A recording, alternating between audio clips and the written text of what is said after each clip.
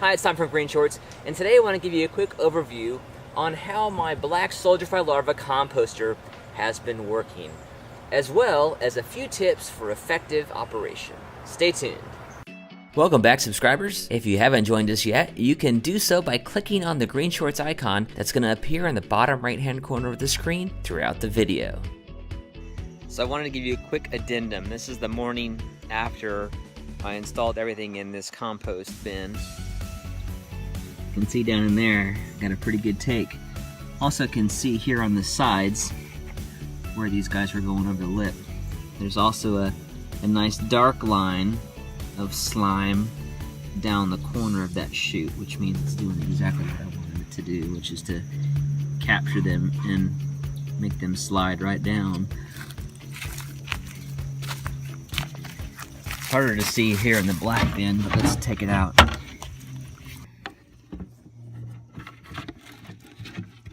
Now we can see. So that's one night's worth. They tend to migrate out at night. So I'm amazed. That means I'm probably missing that many every night. Those are the pupa that have come out in just one night. Let's pull this out.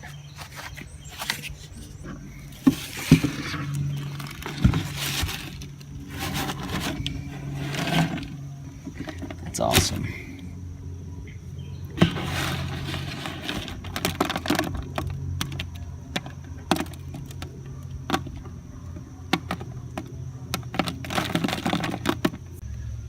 No eggs yet, but I'm not surprised about that. It's getting a little cool for that to be happening. It got down in the 50s last night. We're out here at night, see if we can catch them migrating.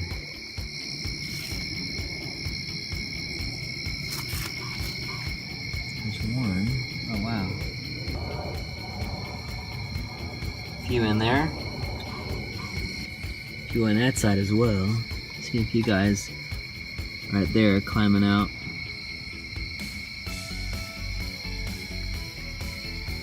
Oh yeah.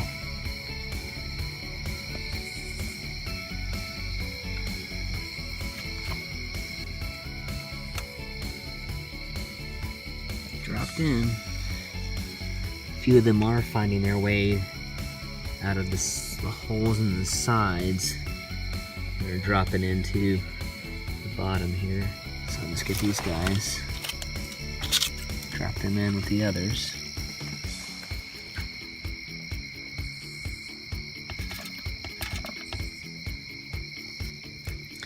So this was supposed to catch liquid, but looks like it's catching soldier fly larvae as well. See if a few small ones working their way across there. When we get to the edge here, they should head away. Don't see any more. Oh, you'll hear a couple. They're gonna see that light and turn around, though, I bet. The light behind them. The beauty of this capture method is that it's only taking the soldier fly larvae that are ready, in other words, that are done composting. So their work is done as the composter, and now they're ready to be the food source.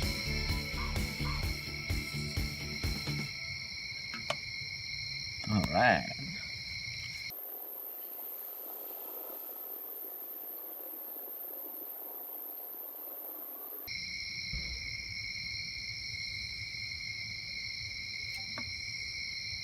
There she goes.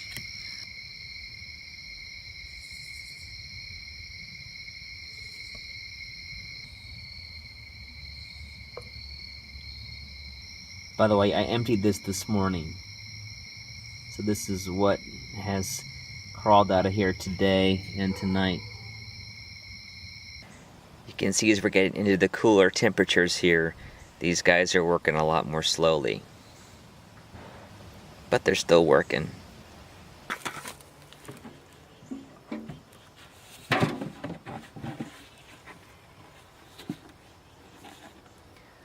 So Not as many as came out the first couple nights.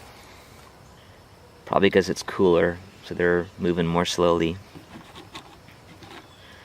But this is a whole lot more than I've been capturing in the old system. And this is a lot cleaner too. You can see my old system, how messy it was. Here's the take from the last several days. And here's what we got. 2 catch basins from last night.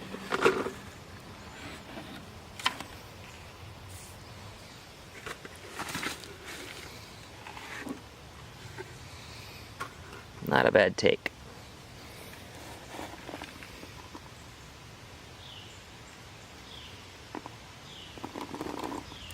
And they're nice and dry too, which I appreciate. Makes them easier to handle. Not that you have to handle them.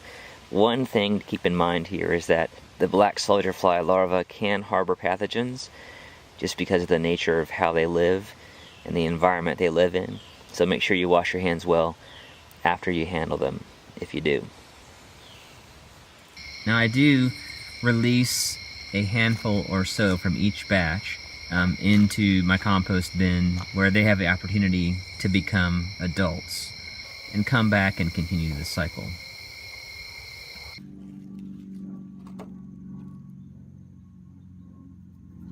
Still making compost. Here's a Papa John's pepper that we didn't eat, and it's basically just the skin. They'll eat out the inside and leave that paper thin skin behind. It's pretty cool. Here's something interesting.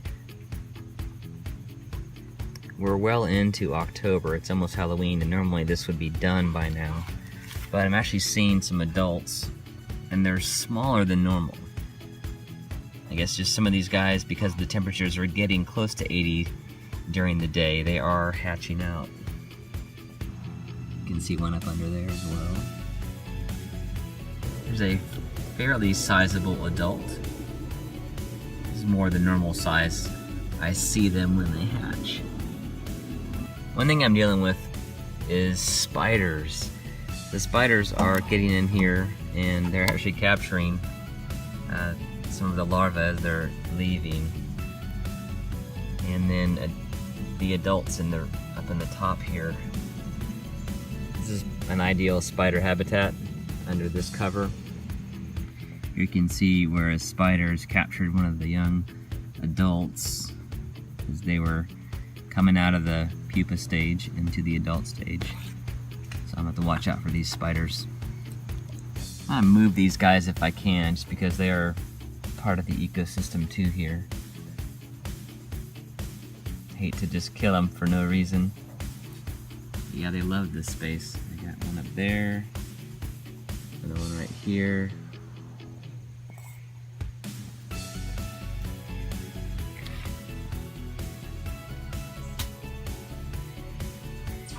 The spiders are also building webs down in here, which is a particularly good spot to catch adult soldier flies if they're hatching down in the catch basin. So I'm gonna watch here for webs. So there's a maintenance thing we'll have to keep an eye on. Spiders.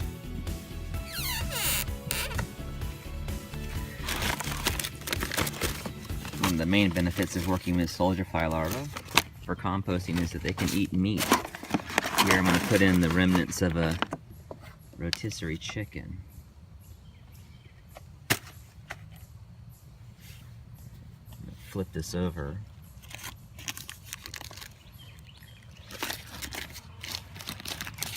I'm going to press it down a little bit.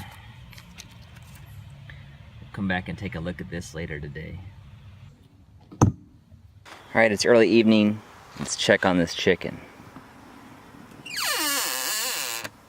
Ooh, spooky. Let's see, I have to lift this up. Let's see what's going on underneath it, because that's where the action is.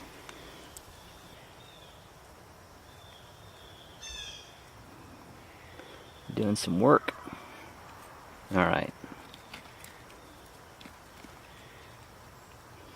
We'll let them work overnight and see what's left of it in the morning.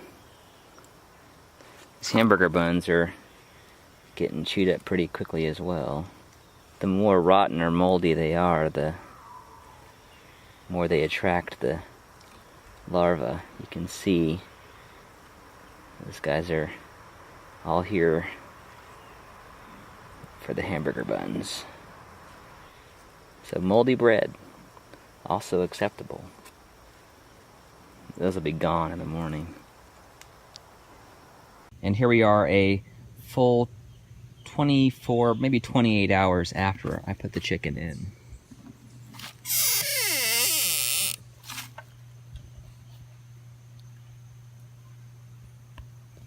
So you can see what's left of it. Not much. Bones and skin.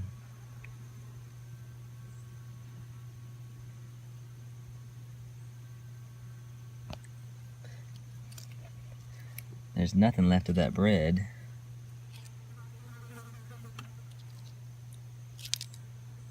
Nothing. These guys are fast, and they're going to try and get away from the light right now. Because we are having cooler nights, one thing I am noticing today is a buildup of some condensation on the inside of the lid. See how the wood's wet there? Because when these guys work, they generate heat, and that difference in temperature between the outside and the inside is causing condensation. So actually I'm going to leave this open a little bit today, let that dry out.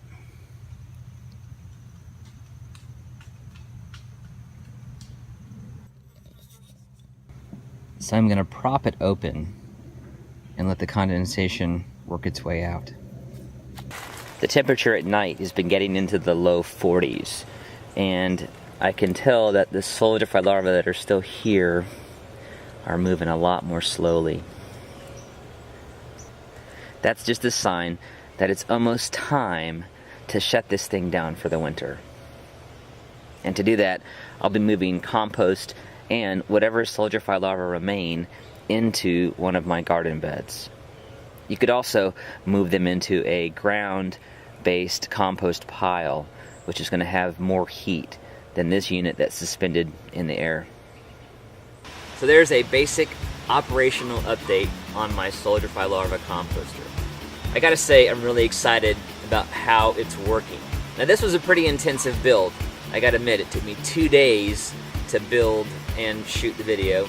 The labor that went into making this is going to far offset the amount of work and mess it took to harvest the solidify larva from my old system. I'm really happy with investing the time it took to make this system. I used a lot of different methods to compost, from a simple pile to worm composting. I've got a commercial composter as well, the earth machine.